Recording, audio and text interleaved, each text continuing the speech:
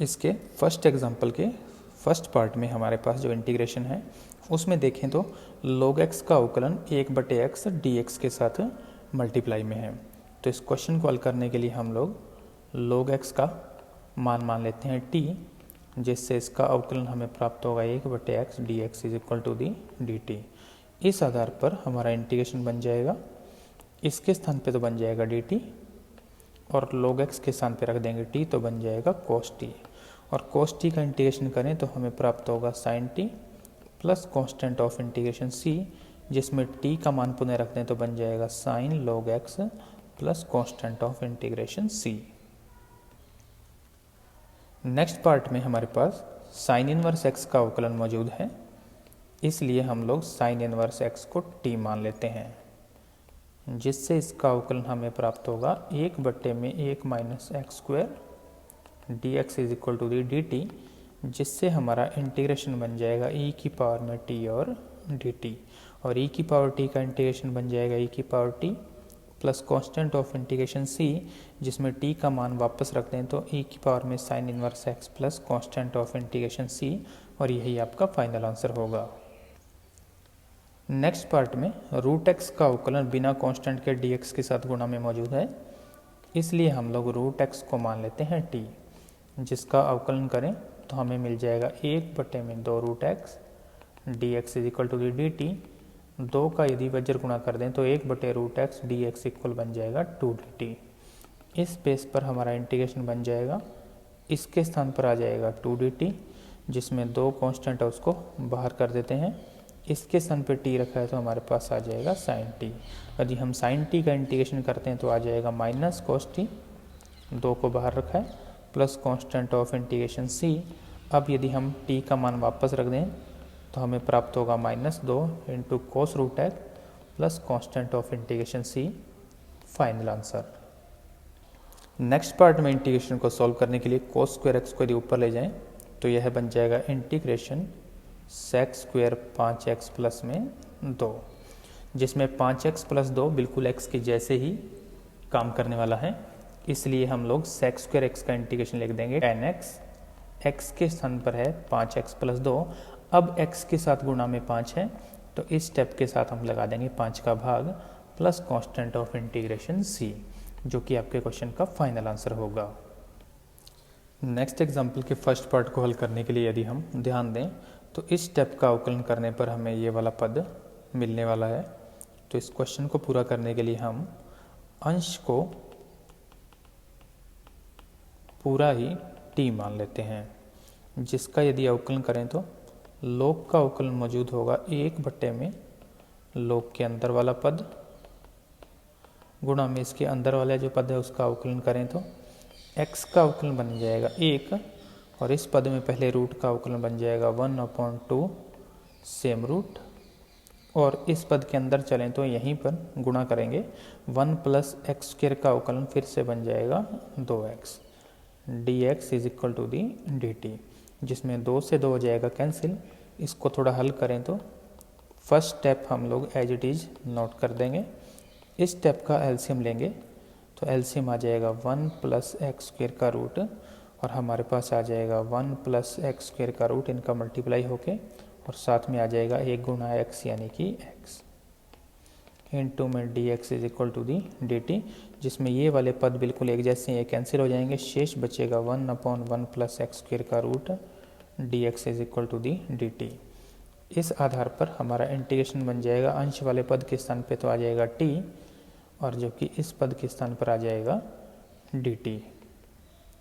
इसको x की power n के जैसे हल करें तो बन जाएगा t²/2 plus constant of integration c, जिसमें यदि हम t का मान पुनः रखें तो 1/2 log x plus 1 plus x square का रूट, और इसका बन जाएगा whole square plus constant of integration c, और यही आपके क्वेश्चन का फाइनल आंसर होगा। नेक्स्ट पार्ट में हम लोग इस क्वेश्चन को सॉल्व करने के लिए इस पद को t मानने वाले हैं, जिससे इसका अवकलन करने पर हमें मिलेगा पहले log का अवकलन 1/में sec x प्लस में 10x, और उसके बाद इस अंदर वाले पद का अवकलन करें तो हमें प्राप्त होगा सेक का सेक इंटू 10, और ये जो 10 इसका अवकलन बन जाएगा sec square x. D x is equal to the d t, जिसमें 1/sec plus 10 as it is, इसमें से कॉमन ले लेते हैं सेक, तो शेष बचेगा 10x प्लस में sec x dx is equal to the d t. इसमें ये वाले स्टेप आपस में कैंसिल हो जाएंगे, शेष बचेगा sec x dx is equal to the d t. इस बेस पर हमारे इंटीग्रेशन बन जाएगा। जिस पद को हमने मान रखा है t उसे नोट कर देते हैं, और इसके स्थान पर हमारे पास आ जाएगा dt, जिसका इंटीग्रेशन करें पूर्व की भांति तो टी स्क्वायर बटे 2 plus constant of integration c, और यदि हम इसके अंदर t का मान रख दें तो उत्तर बनेगा 1/2 log sec x plus nx, इसका whole square plus constant of integration c, और यही आपका फाइनल आंसर होगा। नेक्स्ट पार्ट को सोल्व करने के लिए हम nx के स्थान पर साइन बटे कोस को यूज करने वाले हैं, और साथ में है dx। अब इसका एलसीएम लें तो वो बन जाएगा cos x, और वह एलसीएम शिफ्ट हो जाएगा ऊपर एक के साथ गुणा में, तो इससे अगला पद बन जाएगा integration cos x dx upon sin x plus में cos x और dx। अब इसके साथ अंश और हर में 2 का गुणा कर देते हैं, और अंश वाले 2 cos x के स्थान पर हम लोग लिखने वाले हैं cos x प्लस में sin x और प्लस cos x माइनस में sin x, यानी हमने अंश में sin x को जोड़ दिया है और sin x को ही घटा दिया है। अब इसके 2 पार्ट करने वाले हैं, एक तो ये और एक ये वाला पार्ट, जिससे हमें मिलने वाला है बाहर 1/2 इंटीग्रेशन 1 प्लस में cos x minus sin x upon cos x plus में sin x dx। Next step में इसके फिर से 2 इंटीग्रेशन बनाए तो 1/2, एक तो 1 का इंटीग्रेशन होगा और एक 1/2 इंटीग्रेशन में आ जाएगा cos x minus sin x upon में इस स्टेप को लिख देते हैं sin x प्लस में cos x, जिसमें 1 का इंटीग्रेशन तो बन जाएगा x, तो फर्स्ट स्टेप बन गया x/2, दूसरे पद में है 1/2, और यदि ध्यान दें तो नीचे का पूरा अवकलन ऊपर है क्योंकि साइन का अवकलन cos और cos का अवकलन माइनस साइन। इस आधार पर इसके इंटीग्रेशन का आंसर आ जाएगा log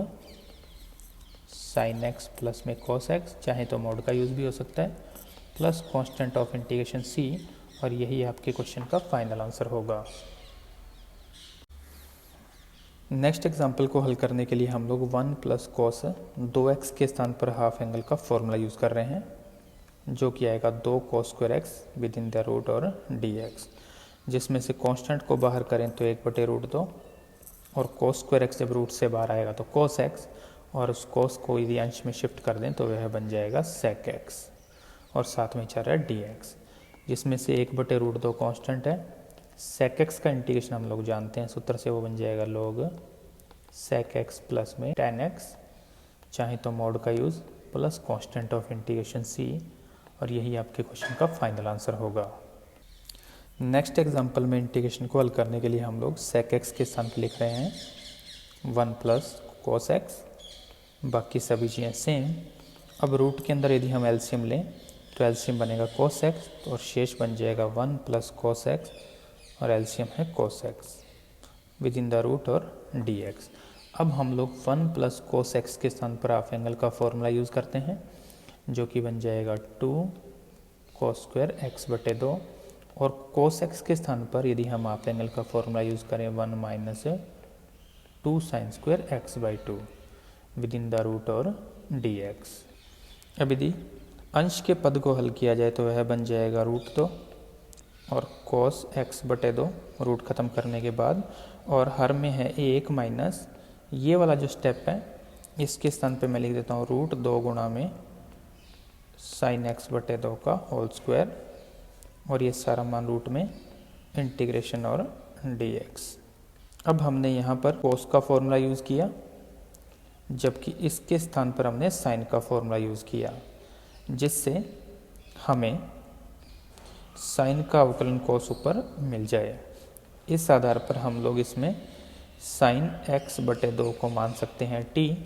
और हम चाहें तो इस रूट 2 को भी शामिल कर सकते हैं। इस आधार पर इसका अवकलन करने पर हमें मिलने वाला है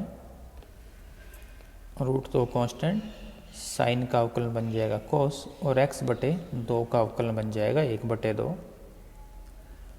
dx is equal to the dt, जिसमें ये वाले पद कैंसिल होकर नीचे बनाएंगे रूट 2, और हम लोग आपके पास है कोस x बटे 2 और dx, रूट 2 का वज्र गुणा कर दें तो बन जाएगा रूट 2 और dt। इस बेस पर हमारा इंटीग्रेशन बन जाएगा, इसमें रूट 2 को हमने बाहर कर दिया इस वाले पद को,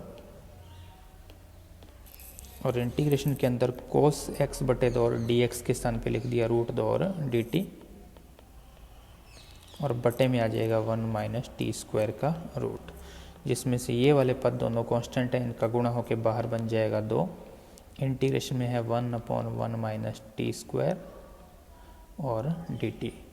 जिसका इंटीग्रेशन करें तो उत्तर आएगा 2 साइन इनवर्स में t plus constant of integration c, 2 बाहर रखते हैं, t का मान पुनः रखें तो रूट 2 और साइन x बटे 2 plus constant of integration c, और यही आपके क्वेश्चन का फाइनल आंसर होगा।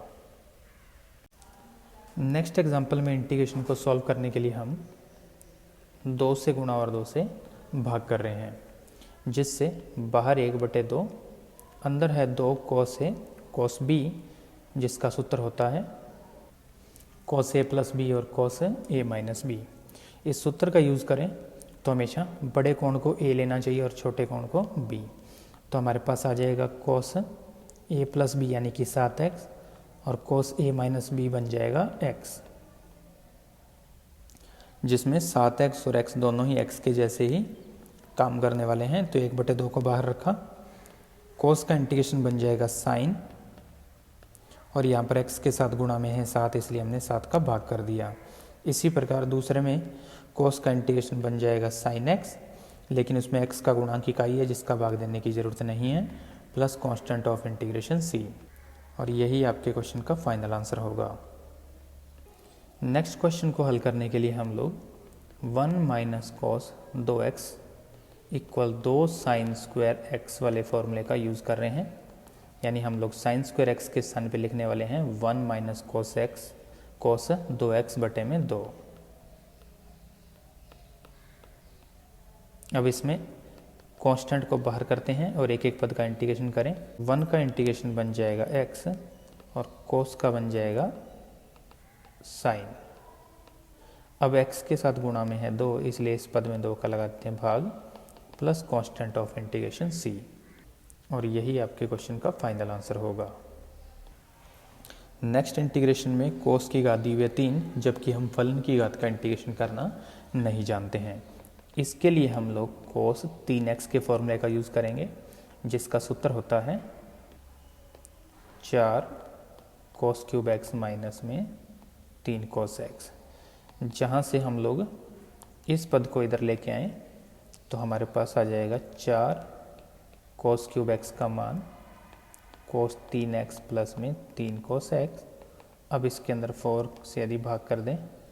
तो कोस क्यूब x का मान बन जाएगा 1/4 कोस 3x प्लस 3 कोस x।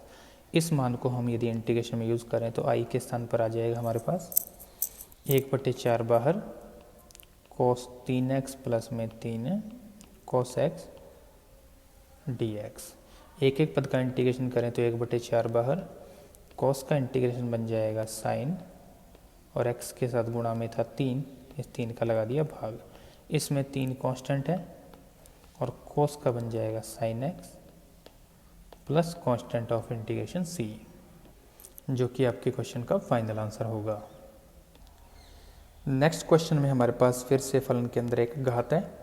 इसको हल करने के लिए हम लोग साइन की पावर लिखी हुई है जो 4, उसको लिख देते हैं स्क्वायर की फॉर्म में, यानी हम लिख देते हैं साइन स्क्वायर x का स्क्वायर और dx। अब साइन स्क्वायर x के स्थान पर हाफ एंगल का फॉर्मूला यूज़ करें तो आएगा 1 माइनस कॉस 2x अपॉन 2 और इसका होल स्क्वायर dx। लेकिन अभी भी यहाँ पर एक फलन है जिसकी घात में लिखा हुआ है 2, तो इसको होल स्क्वायर से ओपन करते हैं। सबसे पहले इस 2 को बाहर करते हैं तो बन जाएगा 1/4 इंटीग्रेशन, और इस पर होल स्क्वायर वाला फॉर्मूला अप्लाई करें तो बन जाएगा 1 का स्क्वायर 1, इसके स्थान पर आ जाएगा cos स्क्वायर